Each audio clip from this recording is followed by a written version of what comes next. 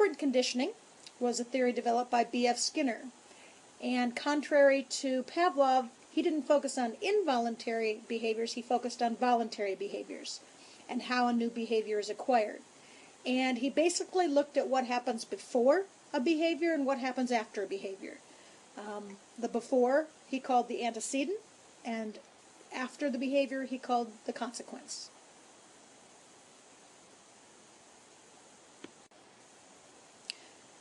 So what he altered was what happened before someone behaved in order to see if he could influence the behavior. And some of the elements of an antecedent could be cues, which are a stimulus given just before a behavior is supposed to occur. For example, maybe you play music before journal writing to get students ready for that process. Its purpose is to set up a desired behavior. Prompts are another type of antecedent, and that's where you might remind someone that a cue is about to happen. Consequences occur after the behavior and can influence future behaviors. He focused on reinforcements, which can strengthen behavior, and he broke that down into positive reinforcements, as well as, well, as an example, getting a new outfit and a compliment about that new outfit, and negative reinforcements where a stimuli is actually removed. So in this case, the example might be you get sick, therefore you miss a test. So the stimulus is removed and there is some consequence that occurs. Another type of consequence could be a punishment that actually suppresses behavior. In this case, you get a detention for acting out.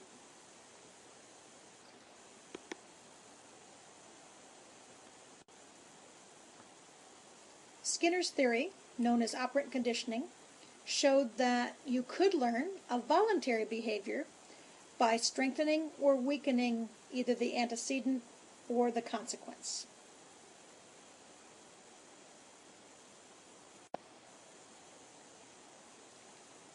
Coming out of a whole different realm of research, out of cognitive psychology instead of behavioral psychology, were two theorists, Piaget being one and Lev Vygotsky being the other.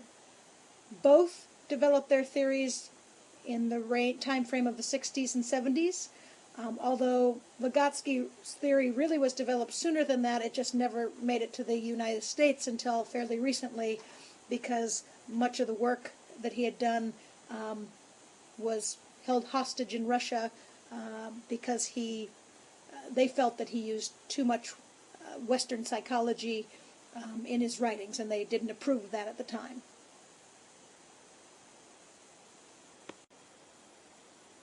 Piaget believed that we have two basic tendencies when we're thinking. One is organization, and the other is adaptation. During the organization phase, we're trying to develop schemes around what it is we're experiencing, and that's our way of organizing our thoughts. And during the adaptation phase, as we learn new things, we're trying to accommodate them or assimilate them into our current schemes. His focus is that we're always seeking equilibration, which is a balance between what we're experiencing and what our initial schemes happen to be.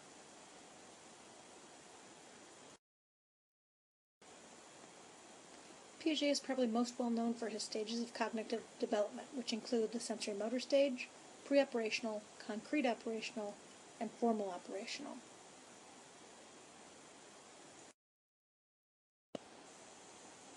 Also a cognitive psychologist, Vygotsky developed a theory.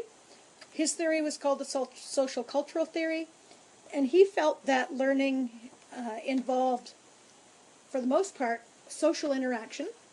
And in this case, he is talking about an individual who is learning because they're interacting with others, and that's the way learning truly occurs, is you have an experience that's co-constructed, and then you internalize that, and it becomes part of your thought process. He was very keen on cultural and psychological tools used to develop thinking skills, such as rulers and abacuses and computers, tools of a culture, as well as psychological tools which referred to signs and symbol systems used by cultures. The most important symbol system he focused on was language. And lastly, his theory talks about the zone of proximal development, which is the level at which you're working with a child that's just above their current level of understanding. That we don't do things so far above their current level of understanding that we frustrate them, or below, but we reach right one level above where they currently are. And that we learn at that level through either an adult or a more capable peer.